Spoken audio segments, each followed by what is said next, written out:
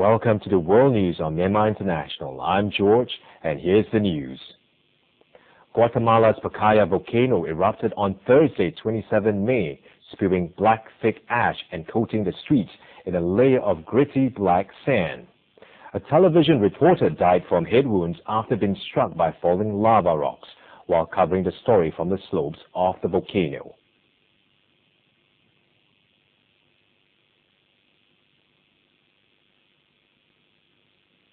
An avalanche of rock scattered and red rocks began falling. We had no time. I was inside my house when a rock fell and hit me here. It bounced off me and affected everything here.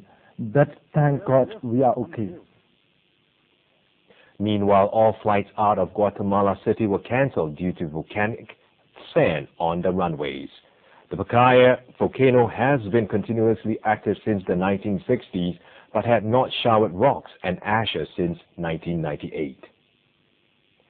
Signatories of the Global Anti-Nuclear Arms Treaty on Friday, 28 May, backed a declaration proposing a 2012 conference to discuss banning weapons of mass destruction across the Middle East.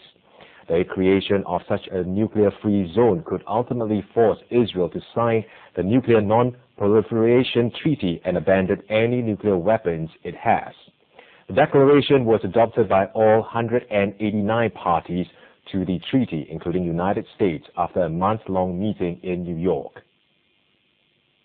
We have long supported such a zone, but we recognize that essential precursors must be in place for its achievement. The parties should know that we take seriously our commitments with respect to this regional conference, and we will work with the countries in the region to create conditions for a successful conference. We note, however, that our ability to do so has been seriously jeopardized because the final document singles out Israel in the Middle East section, a fact that the United States deeply regrets. In addition to calling for a conference that includes all states in the region, the declaration urged Israel to sign the treaty and put its nuclear facility under UN International Atomic Agency safeguards. The declaration at the end of 2010 review conference also contained general plans for further disarmament, strengthening global non-proliferation efforts, and ensuring access to technology for peaceful users. On the eve of the International Day of the United Nations Peacekeepers, members of the UN gathered on Friday, 28 May, to remember peacekeepers worldwide who had died in service.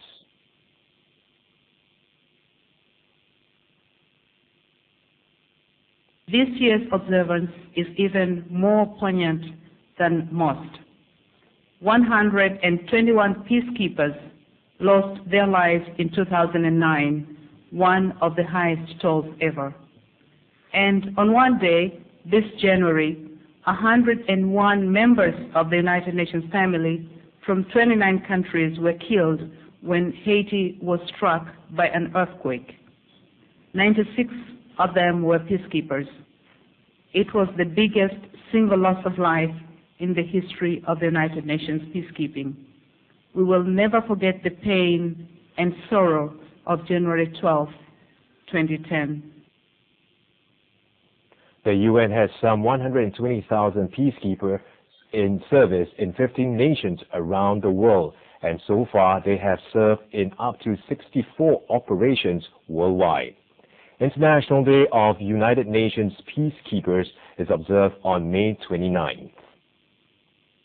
Some 500 individuals are being detained at Kingston's National Arena on Friday, 28 May, after a burst of violence rocked the Jamaican capital when authorities attempted to take drug kingpin Christopher Dudders Coke into custody earlier in the week.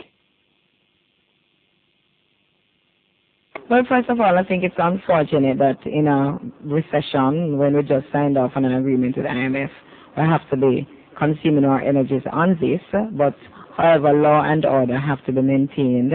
The security forces have a job to do in terms of trying to execute a warrant on to Mr. Coke, As for the other allegations of police excesses, then I think it's something that the government will have to investigate, and persons who are found guilty will have to pay for those crimes. At least 73 people were killed as Jamaican security forces stormed a Kingston slum and battled armed supporters of the drug lord, who is wanted for extradition to the United States. Sandy Adi Santoso, a 4-year-old Indonesian boy in Mangla, East Java province, has successfully quit smoking 1 year after taking on the habit. With the help of local authorities, Santoso was sent to a rehab facility to cure his addiction.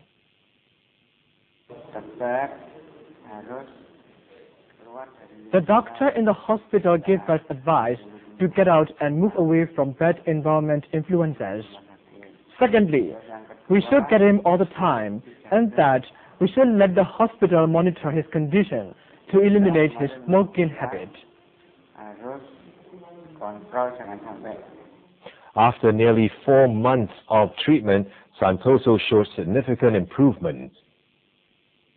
That's the end of the World News on Myanmar International. I'm George, and thank you.